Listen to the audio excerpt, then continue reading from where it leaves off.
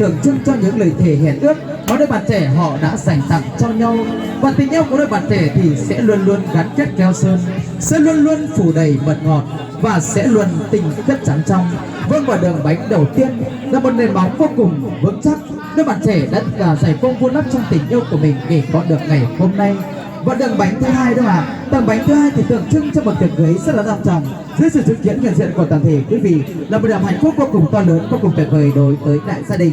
Và tầng bánh thứ ba tượng trưng cho một mái ấm gia đình ấm no hạnh phúc, và trong đấng tình đó cũng sẽ có những đứa con sinh sôi nảy nở, đúng không ạ?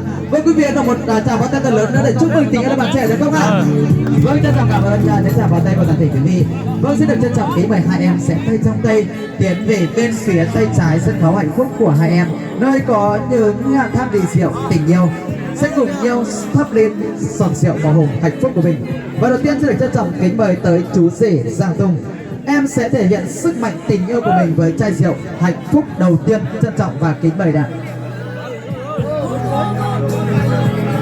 Vâng, với bàn tay khéo léo của mình thì không biết chú rể Giang Tùng của chúng ta anh có thực hiện thành công với chai rượu hạnh phúc của mình ạ?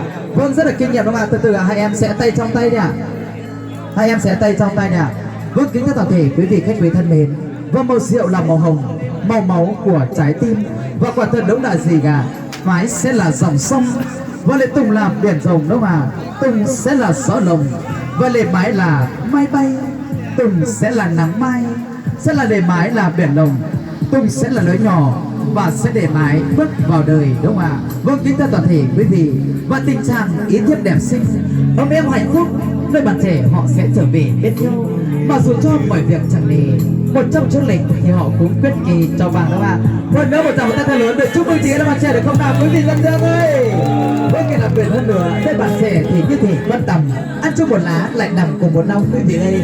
Còn nơi bạn trẻ thì như thể con ong, con quấn con quýt thì con trong con ngoài. Và chắc chắn một điều rằng là xì gà nước này bồ thì cứ mốc, gạo này bồ cứ xúc. Đặc biệt nơi bạn trẻ xinh đẻ phải nghiêm túc được không quý vị ơi? Và một tràng tay thật lớn thật to chúc mừng em bạn trẻ đấy nào. Vâng, trân trọng cảm ơn đã tới giang trà vào tay tân dương của toàn thể quý vị. Vâng, và xin lưu ý với cô dâu mùa mái ơi, vâng em ơi, lấy chồng thì không phải riêng chồng đâu mà, còn ông còn bà, còn anh còn chị, còn họ hàng đôi bên. Có thể nói rằng là gì ạ? Con người thì có tổ có tông, như cây có cội thì như sông có nguồn. Cây có cội thì mới nở cành xanh đá được, mà núi có nguồn thì mới bể nặng sông sâu. Nơi bạn trẻ này từ đâu mà có, chính là nhờ ân sinh thành này mới ra. Và ngày hôm nay đánh dấu một mốc xương, đánh dấu một mốc sự kiện lớn nhất của đôi bạn trẻ, để lắp lại tình cảm vàng ngọc công ơn dưỡng dục của các bậc là cha, các bậc là mẹ. Thì xin được trân trọng kính mời hai em sẽ cùng nhau tay trong tay xót đầy những chén rượu mà ban tổ chức đã chuẩn bị ở phía dưới đây ạ. Hai em tay trong tay xót rượu để nâng đến các đấng sinh thành của mình. Trân trọng kính mời. Vâng, kính thưa toàn thể quý vị khách quý thân mến, mà công cha thì như núi ngất trời, như mẹ như nước thì người người biển đông. Một lòng thì kính mẹ kính cha, cho tròn chữ hiếu thì mới là đạo con.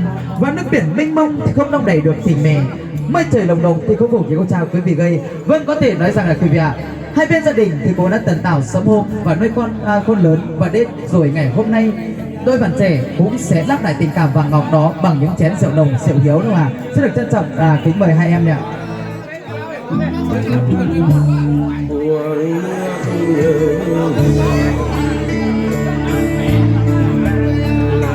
Vâng, xin được trân trọng kính mời tới cô dâu mùa mái. Em sẽ mời rượu bên phái đoàn họ nhà trai, còn chú rể Giang Tùng em sẽ mời rượu bên phái đoàn họ nhà gái, bên bố mẹ vợ tương lai của mình. Trân trọng và kính mời ạ. Vâng, và xin được kính dâng lên sức khỏe của cha đi ạ. Kính dâng lên sức khỏe của mẹ. Xin cha mẹ hãy nhận ly rượu này và cũng chính thức công nhận con là một nàng song rượu thảo, công nhận chú rể Giang Tùng là một chàng rể quý và một chàng rể hiền. Trân trọng và kính mời ạ. Và hai em sẽ trở về với hai chén rượu hạnh phúc, và hai em đã trân trọng và kính mời ạ. Vâng, kính thưa toàn thể quý vị khách quý thân mến, chúng ta cùng nhau vận những quãng đường dài yêu thương của mình trở về và hiện diện chung vui hạnh phúc cùng với hai bên gia đình rồi quý vị gây. Và cũng nhân dịp những giây phút yêu thương hạnh phúc này, xin được mạn phép từ toàn thể quý vị ạ. Xin được mời toàn thể quý vị chúng ta sẽ cùng nhau rót đầy những ly rượu hạnh phúc của toàn thể quý vị để uống rượu nâng ly hòa chung niềm vui cùng với hai bên gia đình, chúc mừng tình yêu đôi bạn trẻ. Quý vị có đồng ý không quý vị đây? Vâng ạ, các bác được phân công làm chủ bàn tiệc hạnh phúc của mình đã. Chúng ta sẽ rót đầy những ly rượu hạnh phúc của mình được không nào quý vị ơi? Chúng ta cùng nhau rơi những chén rượu hạnh phúc của mình được không nào? Quý vị ơi, rót đầy chứ nào? Vâng, và chúng ta cùng nhau có khẩu hiệu rằng gì ạ? Tây Bắc của chúng ta thì uống rượu thì hay có khẩu hiệu 1, 2, 3 xô đúng không ạ? Quý vị có đồng ý 1, 2, 3 xô không ạ? Vâng, và chúng ta là 26 của Sơn La đúng không ạ? 26 uống và 6 cạn được không nào? Và 26 hô thật to chúc mừng hạnh phúc được không nào quý vị ơi? Vâng, hai em chưa trở về với uống rượu, chưa trở về với uống rượu phu thê đó. Hai em quay mặt với tận về với toàn thể quý vị đã. Hai bên gia đình của chúng ta sẵn sàng chưa? Quý vị ơi! 1, 2, 3 xô! 26 uống, 26 cạn, 26 chúc mừng hạnh phúc nhất toàn thể quý vị nhé. Xin mời toàn thể quý vị nào. Hai bên gia đình của chúng ta tiến sát lại gần nhau cùng những ly rượu hạnh phúc nhau là trân trọng và kính mời nào. Hai em sẽ trở về với hai bên gia đình nha, cùng những chén rượu hạnh phúc để trân trọng và kính mời nha. Vâng, kính thưa toàn thể quý vị khách quý thân mến, và ngày hôm nay có thể nói rằng là ngày đẹp thành thong gia. Một lần nữa chúc cho hai bên gia đình sẽ ngày càng kêu. Quý vị ơi, chúng ta hô cạn thì chúng ta nấu uống cạn đi rượu hạnh phúc nào chưa ạ? Cạn chưa nào quý vị ơi? Vâng ạ, trân trọng cảm ơn quý vị rất nhiều. Vâng, và ngày giây phút này trân trọng kính mời hai bên gia đình chúng ta sẽ trở về với vị trí yêu thương của mình, trở về với toàn thể quý vị, gửi lời cảm ơn tới toàn thể quý vị ngày hôm nay. Và cặp đôi uyên ương ạ, hai em sân án lại sân khấu hạnh phúc của hai em một chút xíu ạ, trân trọng và kính mời ạ.